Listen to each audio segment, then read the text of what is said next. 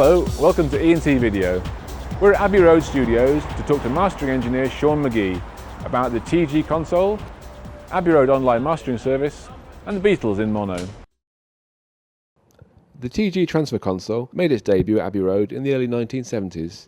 The TG 12410, to give it its model number, was designed and built entirely by in-house engineers at EMI's Central Research Laboratories. A solid-state transistor-based design, it replaced the red valve desks of the previous decades and is still in use every day. It was designed by Mike Batchelor, I think his name was, well before my time.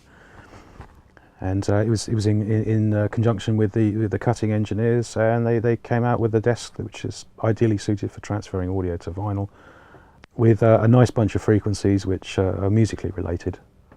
Yeah, it was a joint effort really. This desk has probably only been switched off half a dozen times in the last 10 years. They survived, they're built well.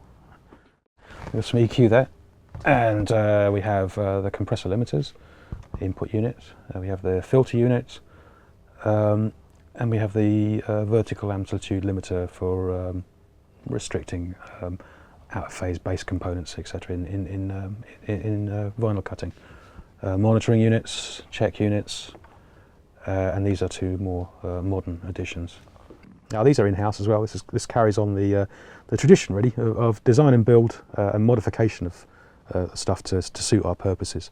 There's, for instance here, the Moscow box, which is a routing control, so you decide what piece of equipment in which order happens. So there's a source and there's a destination, and what you decide to send it through is in what order you like. So the desk can be inserted and taken out, the digital stuff can be taken in and out depending on which order you want them. Makes it very flexible, actually simplifies the whole process. I know how it behaves and I know what to expect from the curves, but more importantly, I know the sound of the room and what things should sound like in here. That's probably more important than what the EQ does. It's like how it actually translates in the speakers in this environment. Abbey Road Studios has recently introduced an online mastering service whereby anyone in the world can upload their music to the Abbey Road engineers for final mastering, ready for output to vinyl or CD. An artist or a producer has spent the last 6 or 8, 9 months, 3 months even, very much in the subjective world of listening to their mixes in a musical way, i.e. the construction, the way the thing blends, chord changes, how something is actually played. Whereas we're listening kind of subjectively, but in a very objective way. And we're a third pair of ears. We've never heard it before, and what we hear is the noise that comes out the speakers. And it's just like, that's a problem, or that could be a problem. Something that they possibly couldn't hear in the environment that they were in, or missed because they weren't listening to it in that way, or had their heads buried so far in the process.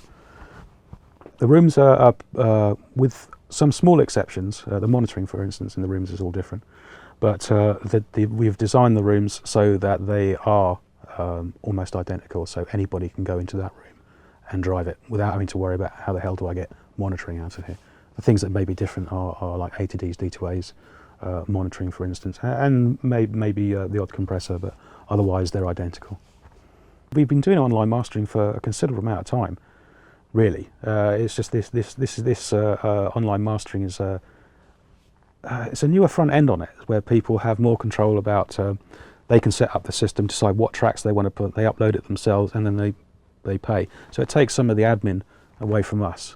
So and again, it's a great thing because it allows people from all over the world who maybe haven't got the budgets to travel to get stuff mastered here through the vintage gear quickly and easily.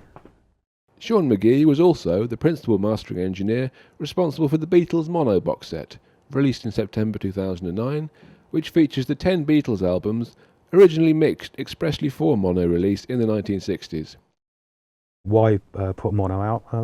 Well, that's pretty much what they regarded as the most important thing when they originally did it, because when they were recording the Beatles and mixing the Beatles, more time was spent on the monos by quite an amount. There's one session, I think it was Please Please Me. They did a 3-hour session, and 2.5 hours was spent on the mono, and half an hour spent on the stereos. The only difference between working with mono and stereo is the effect that a small change has that you make. You might want to affect, say, the voice, or you might want to affect a guitar or something like that. The effect of everything else, effect on everything else around it, is much more dramatic in mono than it is in stereo.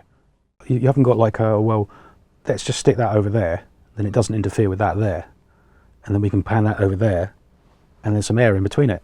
In mono, it's just like, bam, it's there. Or the orchestra, the band, the sound effects, everything have to happen right in front of you.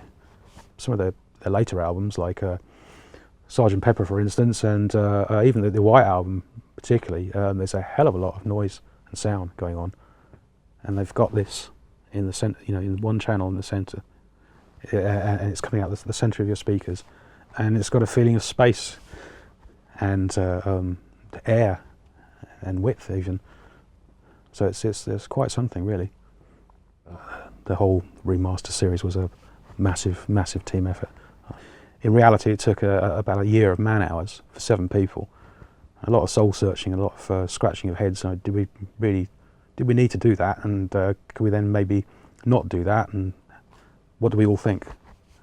You're not there to change things. That's not the remit within remastering. You're there to improve something. And if what you're doing is changing it rather than improving it, you don't do it. You're not doing anybody any favours by doing that, and people will hate you through history for doing it.